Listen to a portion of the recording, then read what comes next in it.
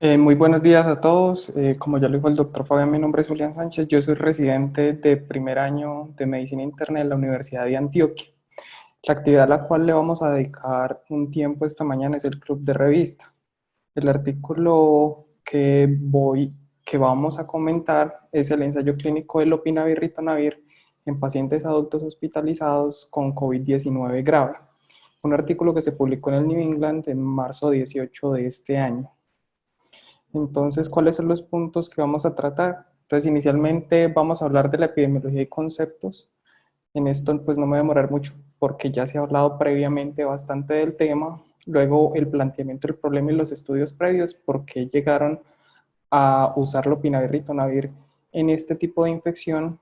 Luego, hablaré del estudio, sus métodos, sus desenlaces, el análisis estadístico, los resultados, las conclusiones y la discusión. Y al final haremos un análisis crítico siguiendo las guías JAMA. Entonces, para empezar con epidemiología y conceptos, entonces, pues como ya todos sabemos, la aparición de este nuevo beta coronavirus a finales del año pasado, que apareció en Wuhan, China, que en este momento tiene estatus de pandemia. Hasta ayer habían 2.965.363 casos confirmados en todo el mundo y la situación en Colombia ya iban 5.379 casos con 244 muertes en el reporte de ayer. Entonces, para empezar a hablar del porqué de este medicamento, pues tenemos que tratar de entender el ciclo de vía viral, lo que se conoce hasta ahora, y el mecanismo de acción del medicamento. Entonces, recordar que el coronavirus es un virus RNA que tiene en su membrana una proteína S que se va a unir al receptor de la enzima convertidora de angiotensina 2 y ayudado por la proteasa de serina transmembrana, que es la TMPRSS2, eh, el virus va a entrar a la célula, allí va a liberar su material genético, a través del proceso de translación van a formar polipéptidos y a través de la proteólisis se van a procesar estos polipéptidos gracias a la proteasa similar a la quimotripsina 3. Esto va a formar proteínas no estructurales que se conoce como el complejo replicasa transcriptasa y a partir de la RNA polimerasa dependiente de RNA se va a formar nuevo material genético y a partir de este proteínas estructurales y va a dar a la formación de nuevos virus. Entonces, el medicamento de interés el día de hoy es el lopinavir, que lo que se conoce es que inhibe la proteasa similar a la quimotripsina 3. Y se combina con el ritonavir porque el ritonavir es un inhibidor de la enzima CYP453A, entonces aumenta las concentraciones plasmáticas del lopinavir. ¿Qué se conoce de estudios previos con estos medicamentos? Entonces nos tenemos que ir a los antecedentes de estos beta coronavirus. Entonces Ana, hubo dos epidemias previas de beta coronavirus. La primera fue en 2002, que se originó en la provincia de Cantón, en el sur de China, que fue el primer SARS-CoV. Y hasta diciembre del año pasado iban 8.422 personas infectadas con 916 muertes. Y posteriormente, en 2012, aparece en la ciudad de Jeddah, en Arabia Saudita, el MERS-CoV, que hasta diciembre del año pasado iban 2.499 personas infectadas y 861 muertes por este virus. Entonces, ¿qué tenemos de estudios contra el SARS-CoV, contra el primero que apareció? Entonces, este estudio publicado en 2004, pero que se realizó en 2002, cuando estaba la epidemia del primer SARS-CoV.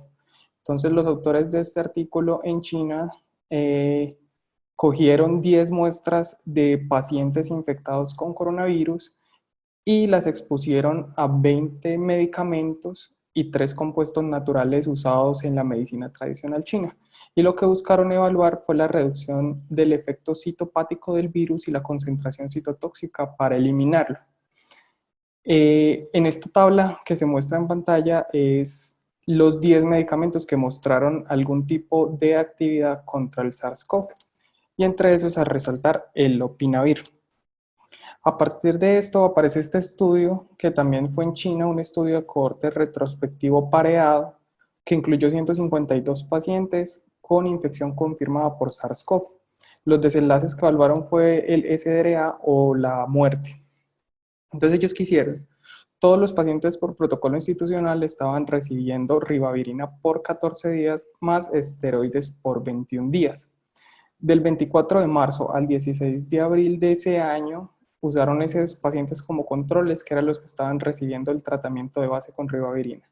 Y desde el 17 de abril al 28 de abril, los pacientes empezaron a recibir lopinavir más ritonavir cada 12 horas por 14 días. ¿Y qué resultados les dieron? El desenlace que era SDRA o muerte fue menos frecuente en el grupo con lopinavir ritonavir a los 21 días, con 2.4% en el grupo de lopinavir versus un 28% en el grupo con solo ribavirina más esteroides. ¿Y qué tenemos de antecedentes del MERS? Entonces es básicamente dos reportes de caso, uno en Grecia y otro en Corea del Sur. El primero de Grecia fue un paciente que viajó de Arabia Saudí y ellos reportan que el paciente tuvo una cura exitosa con ribavirina más lopinavir ritonavir. Y el estudio de Corea del Sur es un paciente que está infectado con el MERS y lo trataron exitosamente con el interferón alfa y el lopinavir ritonavir. Estudios con más pacientes que se conozcan del MERS, también existe este estudio, que es un estudio de profilaxis post-exposición.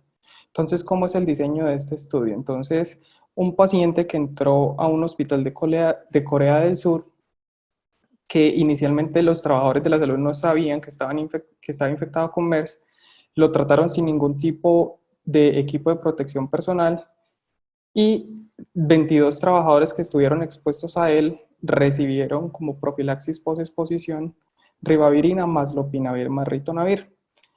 Y para hacer la comparación usaron como grupo control trabajadores del cuidado de la salud que no tuvieron equipo de protección personal y estuvieron expuestos al MERS en otras instituciones y que no recibieron la profilaxis post-exposición. ¿Qué se vio en este estudio? Que dentro del grupo de la profilaxis post-exposición, ninguno de los pacientes se infectó, pero en el grupo que no tuvo profilaxis post-exposición, cerca del 30% se infectó por MERS. Y ahí es donde aparece este estudio en vista de la pandemia actual. Entonces, ¿cuál es el planteamiento del problema? Los autores nos dicen que no existe una evidencia sólida en humanos sobre la eficacia y seguridad del uso del lopinavir ritonavir para el tratamiento de SARS-CoV-2, que es este nuevo beta coronavirus, y el objetivo fue evaluar la eficacia y la seguridad de este en los pacientes infectados por SARS-CoV-2. ¿Cómo fue el diseño de este estudio? Entonces, fue un estudio que se realizó en el hospital de Jinjitan en Wuhan. Fue un estudio aleatorizado, controlado, que se realizó desde enero 18 a febrero 3 de este año. Fue un estudio abierto y por la condición de emergencia no tuvieron tiempo para preparar placebo. ¿Cuáles eran los criterios de inclusión? Entonces eran pacientes mayores de 18 años, pacientes que tuvieron una PCR positiva para SARS-CoV-2 en una muestra respiratoria, que tuvieran neumonía confirmada por imagen, una saturación de oxígeno menor al 94% o una PAFI menor o igual a 300.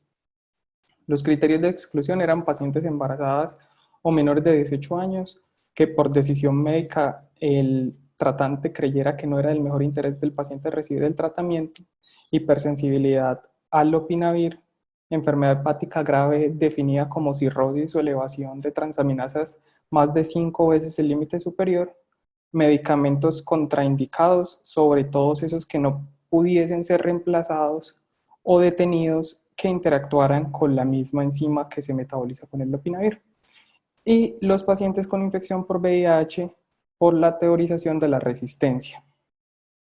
¿Cómo fue el diseño? Entonces el reclutamiento se hizo de enero 18 a febrero 3. Los pacientes eran aleatoriamente asignados uno a uno. El grupo de intervención recibía lopinavir más ritonavir, 400-100 miligramos cada 12 horas, más el cuidado estándar, y el grupo de comparación era solo cuidado estándar. ¿Qué incluye este cuidado estándar? Eran pacientes con oxígeno suplementario, ventilación mecánica no invasiva e invasiva, antibióticos, vasopresores, pacientes que recibieran terapia de reemplazo renal o ECMO. ¿Cómo se hizo el seguimiento? El seguimiento se hacía a 28 días, al alta hospitalaria o a la muerte, lo que sucediera primero. Se seguían diariamente y se les realizaba una escala ordinal de 7 categorías, que era la que se usaba para medir el desenlace primario, que ya más adelante les voy a comentar en qué consistía. Y se hacía una evaluación de seguridad.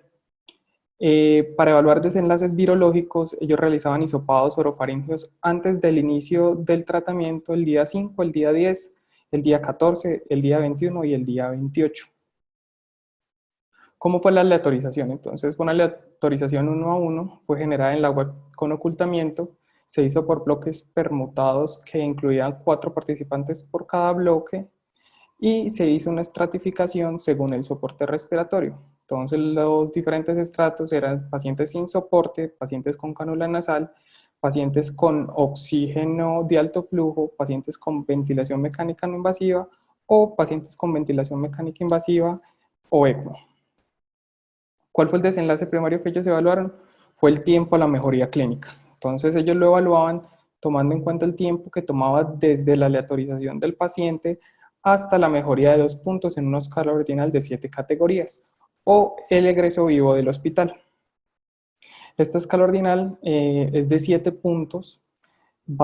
El primer punto es paciente no hospitalizado haciendo sus actividades usuales, el segundo es paciente no hospitalizado pero que aún no es capaz de lograr sus actividades usuales, el tercero es paciente hospitalizado sin oxígeno suplementario, el cuarto es el paciente hospitalizado con oxígeno suplementario, el quinto es paciente con oxígeno de alto flujo o ventilación mecánica no invasiva, el sexto paciente es en ECMO o ventilación mecánica invasiva y el séptimo la muerte. Entonces era un cambio en 2 puntos de esta escala. ¿Qué evaluaron como desenlaces secundarios? El estado clínico, que se evaluaba con la misma escala en los días 7 y 14, la mortalidad de los 28 días, la duración en ventilación mecánica en días, la duración de días de hospitalización en pacientes vivos, el tiempo en días desde el inicio del tratamiento hasta la muerte y la presencia de ARN viral en el tiempo según los días del hisopado que comenté arriba. Los desenlaces de seguridad eran eventos adversos durante el tratamiento, eventos adversos serios y la descontinuación prematura del tratamiento. Para hacer la evaluación de estos eventos adversos se usaron los criterios de terminología común para eventos adversos del Instituto Nacional de Cáncer, la versión 4, que lo que hace es graduarlos de 1 a 5 dependiendo del compromiso pues, del órgano evaluado. ¿Cómo fue el análisis estadístico? Entonces, para el cálculo del tamaño de muestra, y en la luz de la poca evidencia que existía, ellos tomaron como que la mediana de días de hospitalización en los pacientes con COVID era de 20 días, entonces ellos buscaron una diferencia de 8 días en la mediana de la mejoría clínica entre los dos grupos, con un poder del 80% y un alfa del 5%. Ese cálculo de tamaño de muestra les dio 160 participantes, pero ellos continuaron reclutando después de estos. Y el estudio se detuvo hasta que el Remdesivir estuvo disponible para empezar otro ensayo clínico. Reclutaron en total 200 pacientes. El análisis estadístico fue un análisis por intención a tratar que incluyó a todos los pacientes aleatorizados. El desenlace se evaluó hasta que todos alcanzaron los 28 días y el tiempo a la mejoría clínica se representó con una curva de Kaplan-Meier y para el análisis se usó el software SAS en su versión 9.4. Adicionalmente, los autores también hicieron un análisis por intención a tratar que no incluyó 3 muertes tempranas de pacientes que murieron antes de recibir la intervención. E hicieron un análisis post-hoc según el score NEWS 5, que es un score de gravedad y de predicción de ingreso a UCI, y también según el número de días del inicio de los síntomas hasta la aleatorización, entonces menor de 12 días y mayor de 12 días. Y se hizo análisis de seguridad basados en exposición, es decir, se analizaron los pacientes que recibieron el tratamiento. Entonces los resultados fueron 350 pacientes evaluados para elegibilidad, 199 se aleatorizaron, 99 para el grupo de intervención y 100 para el grupo control. Los pacientes que fueron aleatorizados fueron incluidos en el análisis por intención a tratar. En el análisis por intención a tratar modificado, como ya dije arriba, se excluyeron los 3 pacientes que murieron antes de recibir el lopinavir o el ritonavir. Y para el análisis de seguridad, entonces no se incluyeron los pacientes que no recibieron los medicamentos, es decir, se excluyeron los 3 pacientes que murieron antes de recibirlo, se excluyeron 2 pacientes del grupo de intervención que no lo recibieron, pero pues no nos especifican por qué, y un paciente del grupo control que recibió una dosis de lopinavir-ritonavir el 10º día. ¿Cuáles fueron los resultados? Entonces, la mediana de edad fue de 58 años, muy balanceada entre los dos grupos. La mayoría de los pacientes fueron hombres. Dentro de las condiciones preexistentes, el 11% eran diabéticos, el 6% tenían enfermedad cerebrovascular y el 3% eran pacientes con cáncer. Cerca del 90% de los pacientes tenían fiebre. El 20% estaban taquipnéicos y solo un 1% ingresó hipotenso. Dentro del estatus basal del paciente al ingreso, entonces vemos que su score de NEWS era muy similar entre los dos grupos, de 5 para ambos, y según la escala de 7 categorías, entonces pues empezaba desde el 3 porque eran pacientes hospitalizados hasta el 6 porque eran pacientes vivos, y pues acá llama la atención que los del cuidado usual, la mayoría, pues comparados con el lopinavir-ritonavir, era más la proporción de pacientes que no requerían oxígeno suplementario. El número de días desde el inicio de síntomas hasta la aleatorización fue similar para los dos grupos y la carga viral sí era mayor para los pacientes en el grupo de intervención comparado con el cuidado estándar. En el desarrollo de la hospitalización dentro de las terapias recibidas, entonces vemos que si bien en el grupo estándar al inicio requerían menos oxígenos, durante la hospitalización sí requirieron más uso de vasopresores, de terapia de reemplazo renal y de ventilación mecánica no invasiva. El uso de glucocorticoides fue similar en los dos grupos. Entonces ya en los desenlaces, entonces el desenlace primario por análisis por intención a tratar, entonces la mediana de mejoría en días fue de 16 para el grupo de intervención versus 16 días para el grupo control, con un HR de 1.31 y un intervalo de confianza que iba de 0.95 a 1.85 pasando por la unidad. Entonces los autores como conclusión nos dicen que no hubo diferencia en el número de días a la mejoría clínica entre los dos grupos.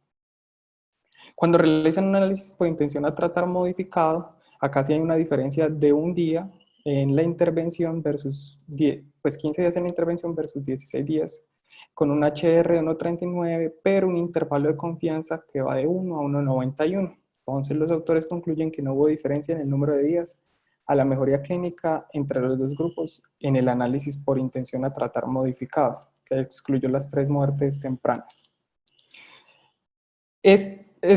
Los autores del artículo también realizaron un análisis post-hoc. Entonces, el análisis que hicieron fue que los dividieron según el número de días desde el inicio de síntomas hasta la aleatorización, en menos de 12 días y más de 12 días. Entonces, cuando hicieron el análisis post-hoc para los pacientes dentro de los primeros 12 días, la mediana de mejoría fue de 16 versus 17 días. Llama mucho la atención que en el texto del artículo ellos colocan un HR 1.25 con intervalo de confianza que va de 1.77 a 2.05. A partir de esto, ellos concluyen que la intervención dentro de los primeros 12 días del inicio de síntomas está asociado con tiempo más corto a la mejoría clínica. Pero si nos fijamos, el estimador, que sería el 1.25, no se incluye dentro del intervalo de confianza. Revisando los suplementos del artículo, nos damos cuenta que ellos sí nos dan la gráfica de este análisis post-hoc y vemos que en realidad el intervalo de confianza empieza en 0.77, es decir, pasando por el punto de no significancia. Por eso coloco en interrogación esta conclusión que los autores sacan. Haciendo el análisis post-hoc 12 días después del inicio de los síntomas, nuevamente no hay mejoría con un HR que nuevamente pasa por el 1. Y según el NEWS 2 score, entonces ellos lo hicieron si era mayor de 5 o menor de 5. Y nuevamente no hubo diferencias entre el tiempo de la mejoría clínica cuando se evaluó según la gravedad en este análisis post-hoc. Adicionalmente, ellos hicieron un análisis que se llama tiempo al deterioro clínico. y lo evaluaban como aumento de un punto en la escala ordinal que ya les había comentado. Y nuevamente no hubo diferencias en el tiempo al deterioro clínico entre los dos grupos. Dentro de los desenlaces secundarios, iniciando con la mortalidad y teniendo en cuenta que el cálculo de tamaño de muestra no se hizo para evaluar estos desenlaces, entonces estos desenlaces se tienen que mirar con mucho cuidado, no hacer inferencias clínicas a partir de estos, sino que nos sirvan como generadores de hipótesis. Entonces, la mortalidad a 28 días vemos que numéricamente fue menor para el grupo de lopinavir-ritonavir, con una diferencia del 5.8%, y esta diferencia se vio más marcada en los pacientes que recibían tratamiento en los primeros 12 días del inicio de síntomas, siendo 8 versus 13 pacientes, es decir, 19 versus 27%, con una diferencia del 8%. En cuanto al número de días de estancia en UCI, también fue menor para el grupo de lopinavir-ritonavir, 6 versus 11, con una diferencia del 5%. Desde el tiempo de la autorización a la alta también fue menor, aunque más sutil, este cambio en el grupo de lopinavir-ritonavir, pero llama la atención que desde el tiempo de la aleatorización a la muerte fue más corto para el grupo de lopinavir-ritonavir comparado con el grupo estándar. Y no hubo diferencias numéricas en otros desenlaces como la duración de la oxigenoterapia o la duración de la hospitalización.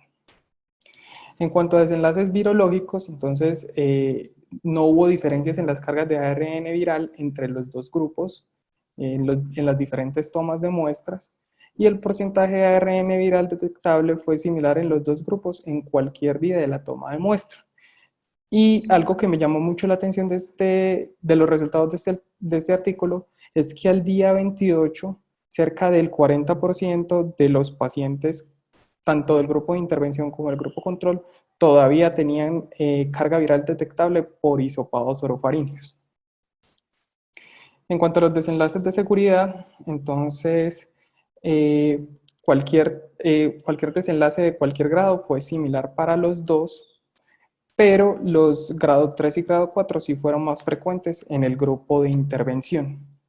Vemos que los efectos adversos más frecuentes fueron síntomas gastrointestinales y que estuvieron más presentes en el grupo de lopinavir-ritonavir. Y algo que los autores resaltan es que los efectos adversos dados por falla respiratoria, lesión renal aguda e infección secundaria fueron menos frecuentes en el grupo de intervención comparado con el cuidado estándar, resaltando que el 14% de los sujetos del grupo de intervención no completó los 14 días de tratamiento por los eventos adversos. Entonces, ¿qué nos dicen los autores en la discusión? Que el lopinavir-ritonavir más el cuidado estándar no estuvo asociado con menos días a la mejoría clínica o una disminución de la mortalidad por COVID-19. El uso dentro de los primeros 12 días de síntomas estuvo asociado con mejoría más rápida y reducción de la mortalidad en su análisis post-hoc, pero acá haciendo pues la salvedad de lo que les comenté arriba de cómo ellos reportan esos resultados. Hubo menos lesión renal aguda, infecciones secundarias y falla respiratoria en los pacientes que recibieron la intervención, pero teniendo en cuenta que fue un desenlace secundario lo que se evaluó, no hubo diferencias en los desenlaces virológicos, y pues acá se pone en tela de juicio el efecto antiviral del medicamento, porque pues la carga viral para los dos grupos fue similar en todos los días que se tomó la muestra, y que hay que tener precaución con los efectos adversos de este medicamento. ¿Cuáles son las debilidades que nos reportan los autores? Que fue un estudio sin cegamiento, que ellos toman que la carga viral fue más alta en el grupo de intervención y de cierta forma le atribuyen eso a la falta de resultados, y que no se evaluó la susceptibilidad del virus al lopinavir in vitro. Como conclusión final, ellos nos dicen que la intervención no acelera la mejoría clínica, reduce mortalidad o disminuye la carga viral en pacientes con COVID-19. Entonces, ya pasando al análisis crítico del artículo, usando las guías JAMAS para el análisis de ensayos clínicos, entonces tenemos que hacernos varias preguntas. La primera de ellas es ¿qué tan serio es el riesgo de sesgo de este estudio? Entonces, para eso primero nos preguntamos si los pacientes fueron aleatorizados o no. Entonces, sí, los pacientes fueron aleatorizados uno a uno, generado por computador, como ellos no lo relatan en el artículo. Y segundo, si la aleatorización fue oculta. Y sí, ellos en el artículo nos relatan que fue central, generada por un sistema web interactivo. Si los pacientes en los grupos de estudio fueron similares con respecto a los factores pronósticos conocidos, entonces como ya les mostré en la tabla inicial, si estuvieron pues más o menos balanceados, y entre los factores pronósticos que hasta ahora se han reconocido, entonces la edad vemos que pues estuvo balanceada en los dos grupos, la diabetes pues también los porcentajes fueron muy similares, la linfopenia también fue muy similar en estos grupos. Ellos no nos dan conteo de neutrófilos, pero pues sí nos dan el total de blancos y vemos que es similar en los dos grupos. La LDH también es muy parecida en los dos grupos y la presencia de fiebre, que también es un factor pronóstico conocido, es muy similar en los dos grupos. Entonces yo creo que sí se cumple. De los otros factores pronósticos conocidos en COVID-19 que pues tal vez nos hubiese gustado que nos dieran sería la presencia del dímero D positivo o si los pacientes eran hipertensos o no. Y comparando qué tan graves estaban al inicio del estudio, vemos que el score de News era muy similar para ambos. Y en la categoría, pues vemos nuevamente que pues estaban un poquito, no, los pacientes del grupo estándar tenían menos necesidad de oxígeno suplementario comparado con los grupos de intervención, pero pues en este momento no se cambiará nada la interpretación de resultados. Y la otra diferencia grande es la carga viral entre el grupo del lopinavir ritonavir, que era más alta comparado con el grupo estándar. La segunda pregunta que nos tenemos que hacer es si se mantuvo el balance pronóstico, entonces hasta qué punto estuvo cegado el estudio. Entonces recordar que lo ideal es que tanto los pacientes como los clínicos, como los colectores de datos, adjudicadores del desenlace y estadísticos estén cegados. En este estudio fue un estudio abierto donde ninguno de ellos estaban cegados, haciendo pues la salvedad de que los adjudicadores del desenlace eran los mismos clínicos. ¿Fue completo el seguimiento? Sí, fue un estudio pues, de un seguimiento muy corto, 28 días. De todos los pacientes se conoció el desenlace. Entonces sí se cumplió este ítem. Si los pacientes se analizaron a los grupos que fueron asignados, sí, el análisis del desenlace primario que ellos nos muestran es un análisis por intención a tratar que incluye a todos los pacientes del estudio. Y adicionalmente, pues ellos también nos muestran un análisis por intención a tratar modificado que no cambió los resultados. ¿El estudio se detuvo antes? No, el reclutamiento fue completo, inclusive pues los autores incluyeron más pacientes de los que les dio su tamaño de muestra inicial. ¿Qué tan grande fue el efecto del tratamiento y qué tan precisa fue la estimación? Entonces, como ya les mostré, el desenlace primario tuvo un HR de 1.31, pero pues con un intervalo de confianza que pasaba por la unidad de la no significancia. ¿Cómo puedo aplicar los resultados a la atención de mi paciente? Y si los pacientes son similares a los pacientes de mi práctica, entonces actualmente pues desconocemos el perfil clínico y epidemiológico de los pacientes con COVID en Colombia. Pero yo creo que se podría decir que los criterios de inclusión se pueden aplicar para nuestros pacientes. La única salvedad sería el área geográfica, porque el estudio fue pues un estudio asiático y acá somos latinos. Y si se consideraron todos los resultados importantes para los pacientes, acá queda una pregunta, y es que sí se evaluaron desenlaces duros como mortalidad y duración en ventilación mecánica y mejoría clínica, pero como ya lo dije arriba, fueron desenlaces secundarios, es decir, a partir de esto no se pueden hacer inferencias clínicas, sino generación de hipótesis. Y el desenlace primario fue tiempo a la mejoría clínica. Entonces queda la pregunta de qué tan duros es este desenlace en realidad. ¿Los posibles beneficios del tratamiento superan los probables daños y costos? No. Sabemos que el 14% de los pacientes no completaron el tratamiento por eventos adversos. Además, no se mostró eficaz comparado con el control. Y ya para terminar, entonces, ¿cuáles son las recomendaciones actuales con el uso del lopinavir ritonavir en Colombia? Entonces, la Asociación Colombiana de Infectología nos dice con una recomendación débil a favor que el uso del lopinavir ritonavir en pacientes con infección por SARS-CoV-2 se debe usar de acuerdo con la clasificación. Y si revisamos la tabla que ellos nos muestran, es en pacientes a partir de neumonías graves. ¿Y qué nos dice la ITSA? Nos dan una recomendación de la combinación del lopinavir ritonavir solo debe usarse en el contexto de estudios clínicos debido a la brecha de conocimiento que existe con este medicamento.